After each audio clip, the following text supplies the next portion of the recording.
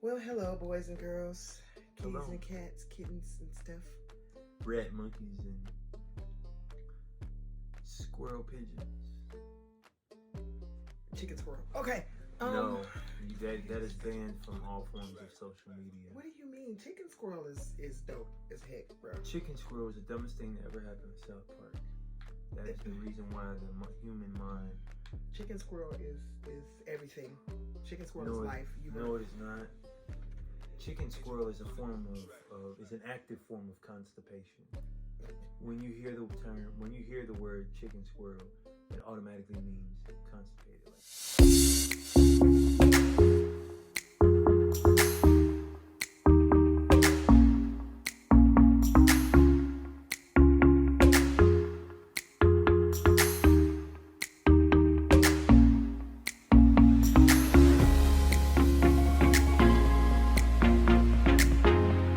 I'm leaving this in too, just because y'all need to understand what I deal with on a day-to-day basis. But okay.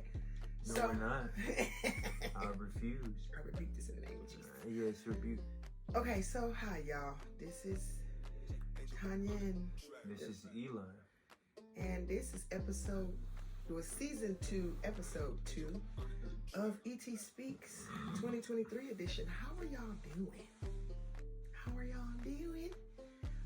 Today was interesting, and we're gonna discuss.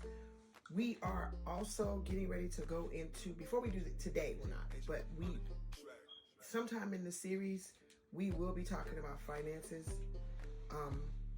We're gonna back up and touch on some things that my apostle talked about today, because they were like uber important. I asked my husband, what is episode 2 supposed to be about? And he said, A reprieve of church. a reprieve of church. So we're gonna go over what our apostle talked about today, simply because it was just really, really deep. It was moving. And he talked to us before a few weeks back, and he actually had a conversation with us about it, and then he talked about it in Bible study about what he liked to call taking the moment. And what it means to take the moment is, you said it, you explain. Basically, think before you speak. Think before you speak, think before you act. If you hear crunching noises, that is a bone on the floor and our dog. Think before you speak, think before you act, think before you do anything. Pause, and then respond. And so today, he said, reorder Your steps. and stop focusing on the small issues. Stop making the minor be the major. Yes, that's exactly what it. And I'm filming on my iPad, so I can't pull up the notes from my iPad to tell y'all. But stop focusing on the small issues. Reorder your life and stop focusing on the small issues. So, because what you talk about the most, it just only gets bigger. right. So if you focus on the little things that are bothering you, the little problems, the little things, then those things become magnified in your mind because they take up so much of your focus. And so that was like a major thing and part of our conversation, because usually, I'm gonna tell you, I don't know if I would say it was frustrating to have every conversation that you have come across the pulpit. I love it. Well, tell me, explain. It's a form of clarity. It lets you know you're on the right track. It's not really a form of nosiness. Well, no, it can't be noticed. He ain't not here. I mean, and I guess you could say the Holy Spirit's nosy, but I ain't even gonna lie. When I'm in church, I'll be in my phone. I'll still be listening, but I'll be in my phone. You hear this? Hey, humble, open, and transparent. And that's what we're trying to work on. I would be lying if I wasn't in my phone. Yeah, you're just horrible. Still a work in progress. You are.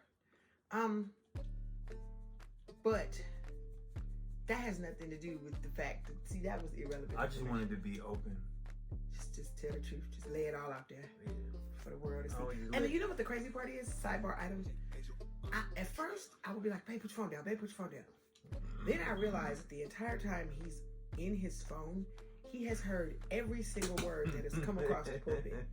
like can regurgitate. I remember once we were working, and this guy asked us a question about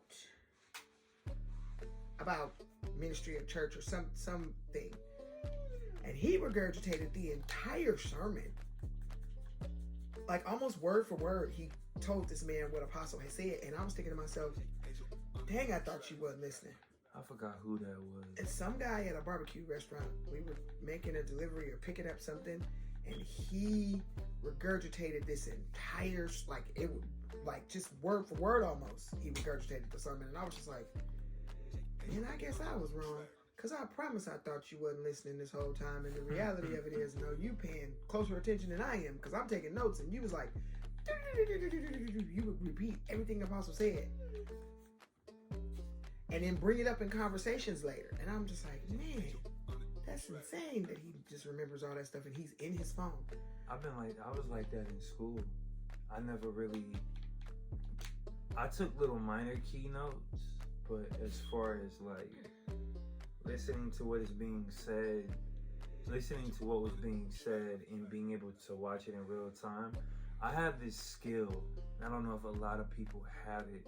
No, I don't think everybody has that. So where if you put me in a classroom, depending on what is being talked about, and there's a test the next day, I can literally see the entire classroom play out in front of me. Like I'm it's cool though. Like night school. Yeah, I know.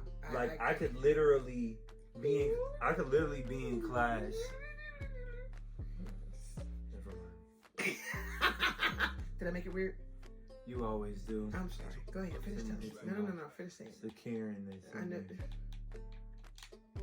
Becky don't do that. She goes with the flow. Well, I wasn't having a Becky moment. That was a Karen moment. No, that was a Susan. Was it Susan? Okay. Sharon. Or Marissa. Marissa's Mexican. She's not black or white. Can't use her. But anyway. You had a Kathy moment. Yeah. Might have been a Becky on there. No, you said it wasn't Becky. Okay. All right. So I have this skill to where if I'm in a classroom. Or anywhere. It's not just or classrooms. Anywhere. It's almost like I record what I see, and then when I need to use it or apply it, I can literally recall it visually up here. It's like Batman. Like I can switch. He's a cyborg. I'm married to a cyborg. Might be. So, I was sexy like this in a past life. Thank you for being. No, don't start. So, we just thought it was important to go back over the sermon today because it is information that, and my dog is licking the lotion off my legs. It is, did I put lotion on my legs? I have no stockings. It is interesting to think about the issues that we put more importance on. And he talked about being about the kingdom and kingdom business and being a kingdom citizen and being kingdom. And so that was one of the things that he focused on, was the kingdom portion of it all. And so I thought that was interesting because a lot of times we think that we're doing something for God, but we're really doing it for ourselves. But we're really doing it out of our flesh. And so taking the moment, you have to ask God, because he went to the Lord's Prayer. The Lord is my shepherd. No, that's not where he was. He said, Our Father, on earth as it is in heaven. That's what he kept focusing on. So it's like we have to go to heaven and ask God what it is that he wants us to do here on earth. And a lot of times we don't ask. We just do stuff. And I think we talked about it on the last episode, and it premieres tomorrow. So you guys be on the lookout for that. Because we're basically doing what we think God wants us to do instead of going to him and ask us, okay, excuse me, Lord, what is my purpose? What? Not so much what is your purpose. What am I supposed to be doing in this right season? now? Yeah, in this can of garlic salt, Laurie's season. What am I supposed to be doing right now? Beans and fruits. What's supposed to be happening here? Because everybody, I know Michael Todd is always talking about there versus here, and saying that you can't get there, wherever there is, until you're able to focus on what's going on here, being grateful for what's happening here, dealing with what's going on here right now, before you can get to the next level. Because if you don't deal with whatever's going on right here, you're going to take that with you there, wherever there is. And there then becomes here.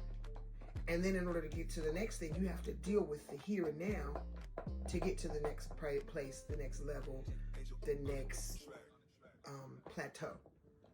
So when Dad was talking about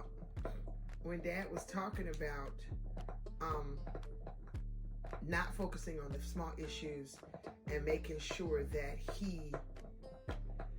we go to God in prayer and ask Him first before we do anything, that was a key thing. Because and I know I talked about it in the last episode, we took a job, and for 6 months we couldn't go to church. And it finally, I think we went to church twice in 6 months.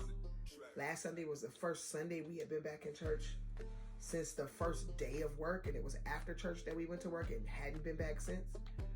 And we took the job thinking that that's what God wanted us to do, But it wasn't. but never asking God what He actually wanted us to do.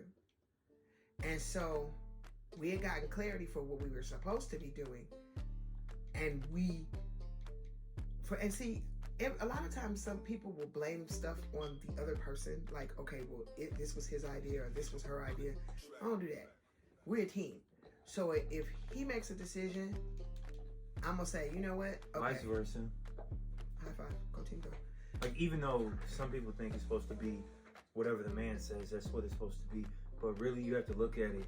It's, even though the man is the head, he should always, there should be fairness on both sides.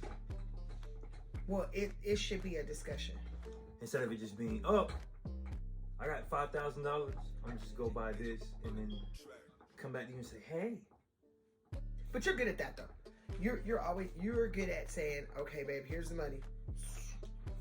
So what can we afford to do? Because I know I have bad spending habits. I know I do. I know. Yes, I admitted it. No, I'm not scared. I know I have bad spending habits. And I really think that's the reason why my parents, oh, come on. not to get off topic. No, go ahead. I think that's because no, pause. Because this is a milestone of taking the moment. This is the moment. You're saying, well, this is why this happened. That's part of taking the moment. I think that's the reason why when I was younger, and my dad had asked me, son, if I gave you all of your savings, what would you want to do? And I told him I wanted to open up a sneaker boutique store. I wanted to open up a store where they sell high-end shoes and clothing. And when I wouldn't say he laughed, but he kind of chuckled. And at the moment, I felt like that he didn't believe in what I wanted to do. I look at it now and I realize that in order to open up a store, you have to be in the mindset of not about you. Because if you, I think it goes deeper than what you're saying. No, I wasn't. Go ahead. You have to be very much. You have to be in a balanced space of, okay, for the people. Then at the end of the year, you, off of what you made, you invest in what you wear. Of course, you're gonna wear all the new releases that are gonna come out, or you're gonna distribute them amongst the people. But I was thinking, I got this money. I had about give or take between 10 and 20,000 saved. I got this money in my savings. I'm gonna open up a shoot sneaker store. I'm gonna be the best sneaker salesman in North Carolina. And then I really started to take a step back and look at a lot of my friends and look at what they were going through. I have two friends that have a brick and mortar building that literally, that's what they do as their livelihood every day. But the other side of it, being young, you don't look at all of the obstacles that come along with it, to where the money that you invest into your business, if you're not secure at home, yeah, it's a cool idea, but can you really afford to do it in that moment? Right, and that's what I think he was thinking. That's not enough money to open a sneaker boutique. So $20,000 was not even enough money to. Nah, 20,000. Honestly, in North Carolina, 20,000 to get you a storefront, but you gotta. Yeah, but then where are you gonna get the inventory? Exactly. So that's what I mean. If you don't need more money to start the bit, and you found out since you've been in Georgia, and since we've been running, because I was running several businesses when I met this brother. So he coming into the space and piling more businesses on top of what I was already trying to juggle. So, and don't get it twisted, because we about them 8, 9, 10, 12 streams of income. It is what it is. We do what we do. It's about making money come in all different directions. I want to be able to go out to my mailbox and be like, cha-ching, oh, where this check from? I don't even know. Put this in the bank. That's how we want to roll. So that's not even an issue. But the issue is that when he starts saying, well, hey, babe, can we do this? I'm telling him, well, first we got to get an EIN number. Well, what's that? Well, then we got to get, we have a S Corp, so we can do DBAs under here. And he's like, what does all that mean? So then I'm teaching him about the different ways that you have to run a business and how much money it takes to run a business, and how much liquidable capital that you need to be able to run a business. You have to have equipment, or if you don't have equipment, you have to have this and you have to have that. You gotta have a website. And so he's like, man, it's a whole bunch. And all of that stuff takes money. And so a lot of times when we see, and when he's taken up this mantle of saying, I want to myth bust a lot of the people that are posting out that all you need is these 5 things to start a business and not giving any details behind it. And so be looking out for that, because we are going to, let me rephrase. He is getting ready to put out information to help people to really establish their business. Here's the basics that you're given, and here's all the details that you weren't given. And so that's a passion of his, that because he was one of those people that was like, well, all I need is these 5 things. Nah, well, what about this, and what about that, and what about this, and what about... Well, I wouldn't say I was one of those people. I was in a position to where... Keep talking. I didn't really think that you would need a whole bunch of stuff.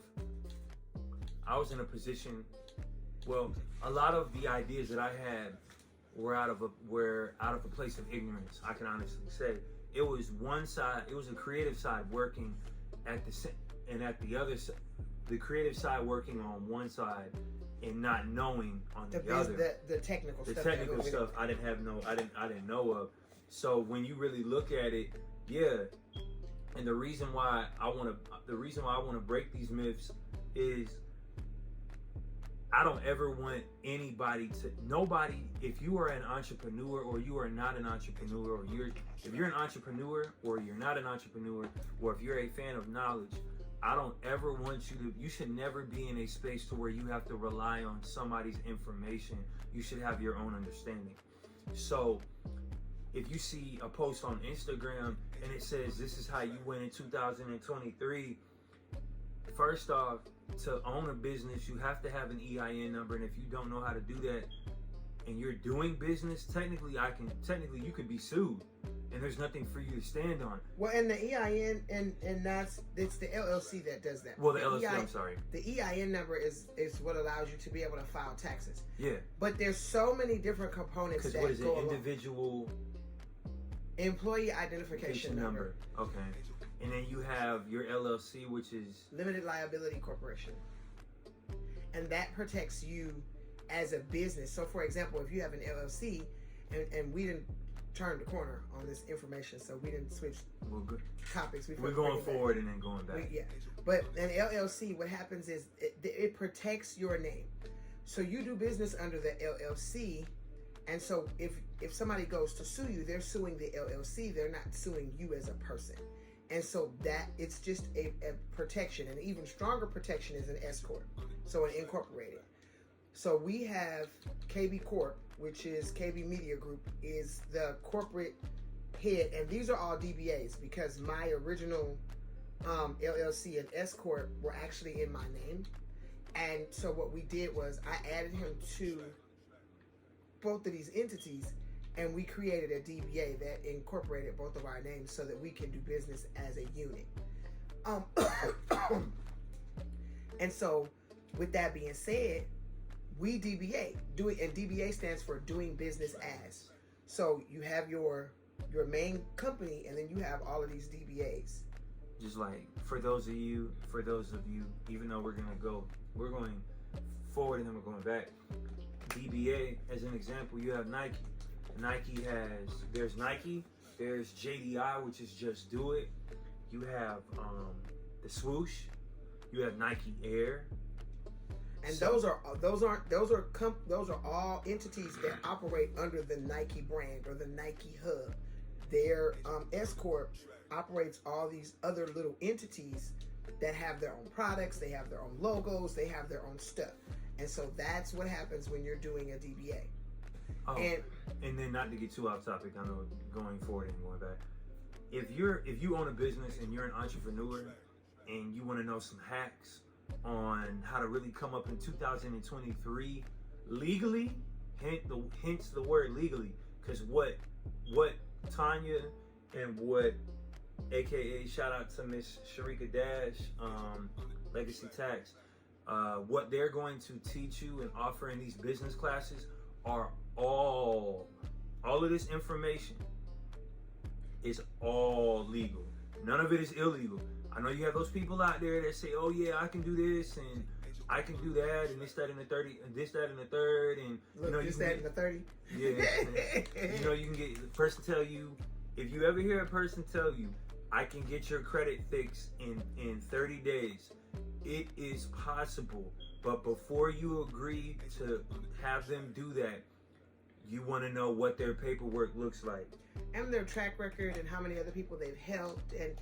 And that's a situation where, and we always end up in these conversations where there seems to be a merry-go-round lately. Oh, don't believe a person that, if they tell you they do taxes but they can't even sell jelly beans to a crackhead, don't if they come to you about credit, if they come to you about taxes, 9 times out of 10 they either I'm trying to get clean with it, trying to work on my speech. They're basically trying to invest into their habits. For those of you that are adult and grown and know about certain habits. Wrong. But go ahead. We're gonna come back to the original subject because we have a real bad habit of doing that. And us talking about finances and financial literacy is going to be in an episode of ET Speaks. We are going to focus specifically on that. It is a passion of both of ours.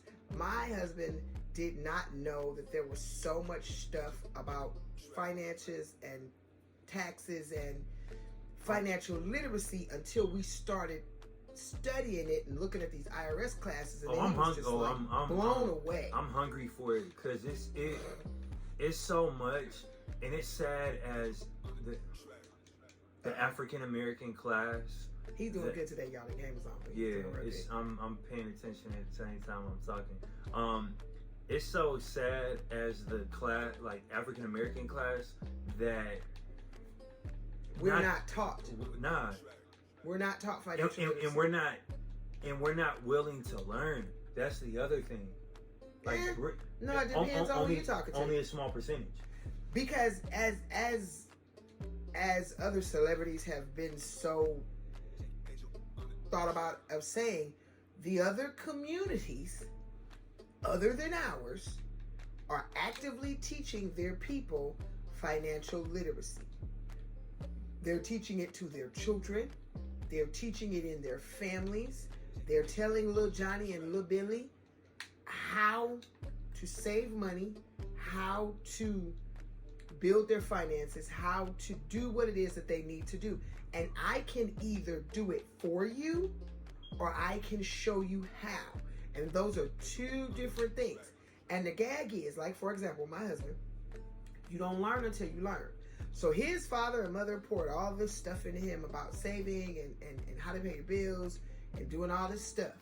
It was when he moved out of his house and made a bunch of mistakes. And I literally, some of the mistakes, I was like, okay, I'm gonna let you run into this brick wall because you got to figure it out. And some of them I was part and participle of, some stuff we did, and I was like, Then I look back and go, dang it, why did we do that? But at the end of the day, those mistakes, and age has nothing to do with mistakes or lack thereof. Because, like, for example, I may be better at paying bills because I've been doing it for a million years. But this guy has a whole bunch of strategies on how to save and what you need to do. And he's telling me stuff that his father taught him. And he wasn't paying attention to the stuff at the time that it was happening. He didn't really get it and have it sink in until he's out here in these streets. And with that being said, you cannot...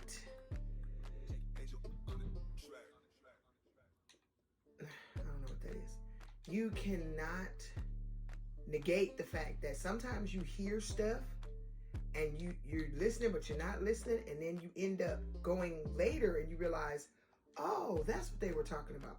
But I remember being a kid and having my grandmother say, you're going to remember I said this, and you're going to remember I said that. And then when I started having kids and I had a family and I had to pay bills, things that they said to me when I was young would come back to my remembrance. And that's where the Bible says, train up a child in the way that they shall go. And when they were old, they'll never stray far from it. Is because the stuff these folks tell you when you're young, when you get older, you start to remember, dang, my mom said that, or my dad said that, or my grandma said that. And you can put those things in practice that they told you. So that's really, really, really what that means. But we need to get back to our whole original conversation about not sweating the small issues. So and being able to ask God. So again, like we took this job as we talked about before, and we worked there for like 5 or 6 months. And yeah, we made money, and yeah, it was okay money, but the way the job was situated, we couldn't do anything else. It was hell. Like, no, literally. And the job wasn't hard. That wasn't the issue. The job's not hard. Did you remember what day you started? Or what day we started? It was a Sunday. Do you remember what day we were done? Thursday. You sure? Because you know them days run together when you I work, know it right? was a Thursday. I remember those days. I know it was a Thursday because we actually drove all the way to work. Oh, that's right. That Wednesday night to go to work for Thursday. And he had already done the run. And so that's how I remember it. Is because speak on that? No, we're not. Okay. Because that's a small issue, boo boo. Because we shouldn't have been there. No way. So, and the reality of it is that God allowed us, and what's called His permissive will. See, God's perfect will is where you do exactly what He tells you to do. That's okay. There it is. So Apostle talked about today that a lot of people think they have to learn from failure or mistakes. And he was saying, you don't have to learn that way. That you can learn by just taking the instructions. Listen here. By taking the instructions and following the instructions that God gives you. And if you just follow the instructions the way He lays them out for you. That's why He wrote the book.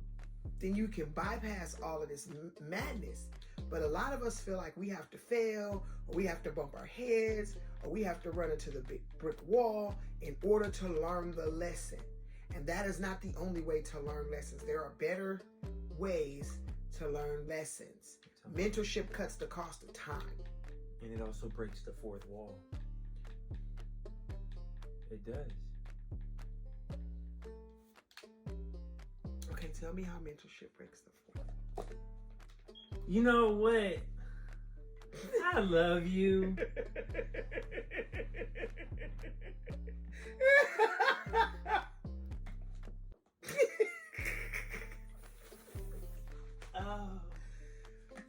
You would not think that there were 21 years of time between us. Oh my goodness. That I'm 21 years older than him. I knew she was gonna say that. Marriage Class 101. When you make a statement and it's off the wall and your wife questions it, just say, you know what? I love you. That's all you can do. Okay. Yeah, just... Are you gonna roll on from that? Yeah, cause I can't. Okay, good. Well then. No, I'm not. My name is... Okay, we're not. Okay, that's fine. We don't have to. But I mean, he threw it out there like I wasn't gonna catch it and throw it back. That's what I don't understand how he. Okay, anyway. So, mentorship cuts the cost of time, and you can choose your choices, but you cannot choose your consequences. For example, the choice to say that it breaks the fourth wall was his to make, but the consequence of me asking a strange question and giggling hysterically, he had no choice in to allow that to just go on and happen and be what it was, right? Yeah, basically. That's right. So, not going to God and asking God what is his business, because if we're kingdom, like, okay, say for example, this is the kingdom. This is the kingdom of God, right? On earth as it is in heaven. So we are not citizens of the earth. For all of y'all that don't understand that concept, we are ambassadors. The Bible talks about it. There's a scripture that covers it. If anybody wants to know what scripture it is, I will post it somewhere. But we are ambassadors on the earth. So we're not from here. We're from someplace else. Our ruler and our king is somewhere else. So we are sent here to represent that kingdom. We don't represent the United States. We don't represent Earth. We don't represent none of that stuff. We represent the kingdom of God. And so because of that, the rules and regulations that govern us are different than the rules and regulations that govern non-kingdom citizens. And every Christian does not live a kingdom lifestyle. You can be a Christian and not be kingdom minded, because the kingdom mindset is completely different than, phone check, the kingdom mindset is completely different than every other mindset on earth. So if you're not kingdom minded, you don't understand. And a lot of times what happens is we try and pray every day. My husband will pray, give us kingdom wisdom, give us kingdom understanding, give us kingdom knowledge. And not just asking for wisdom, knowledge, and understanding, but asking for it based on what the kingdom says and wants and how it moves. Please don't pray for kingdom patience. Lord knows.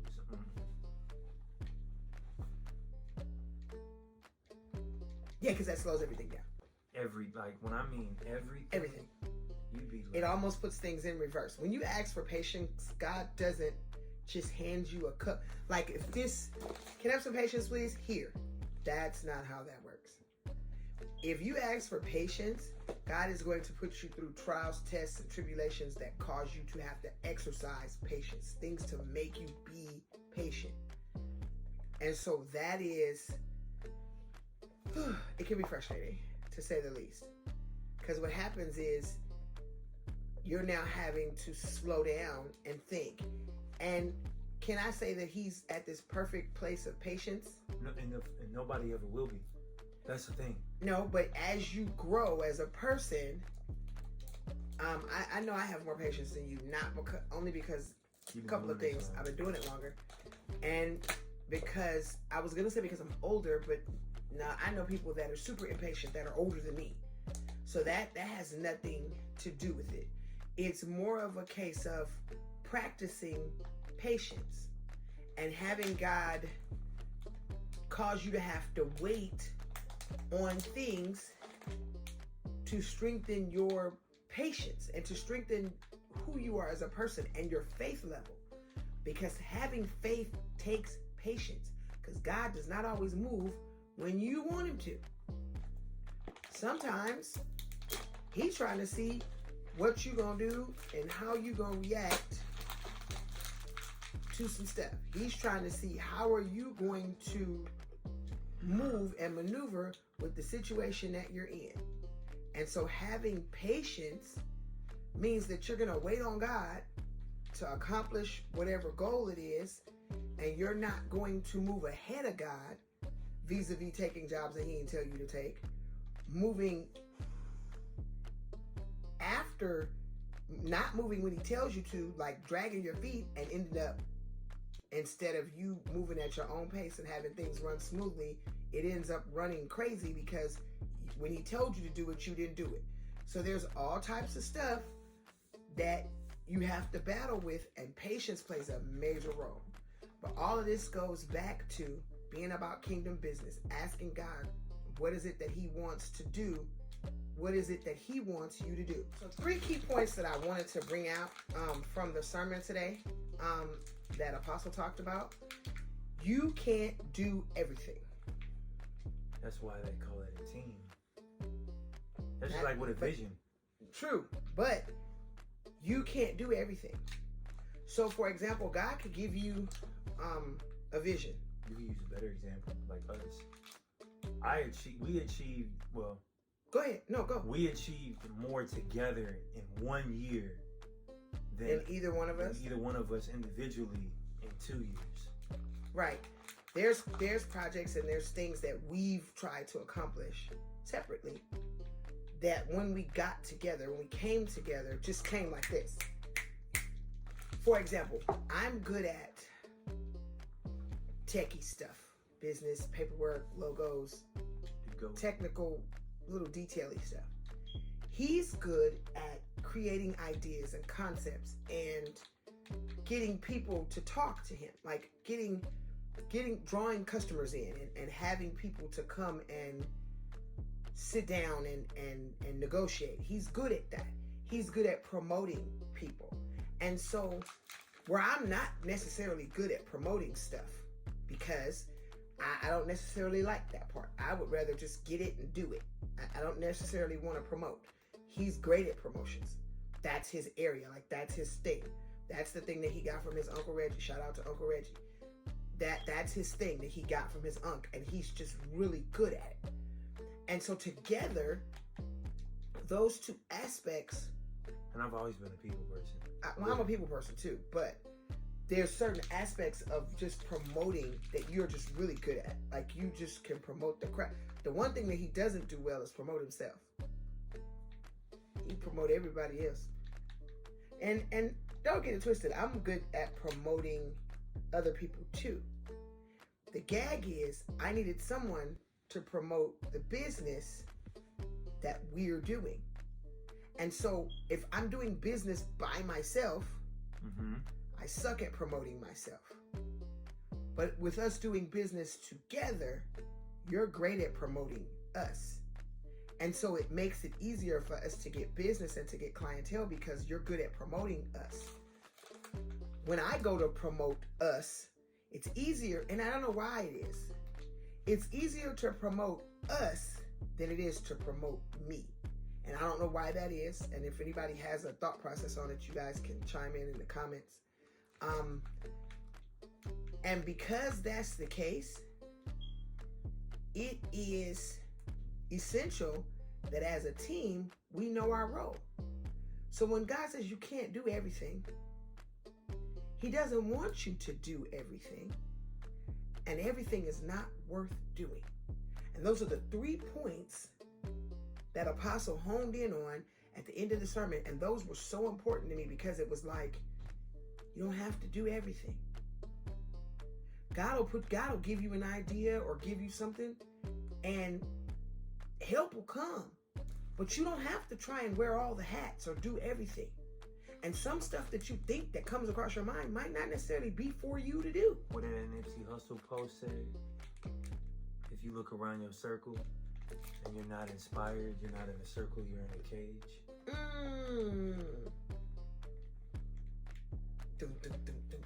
I mean, that's real.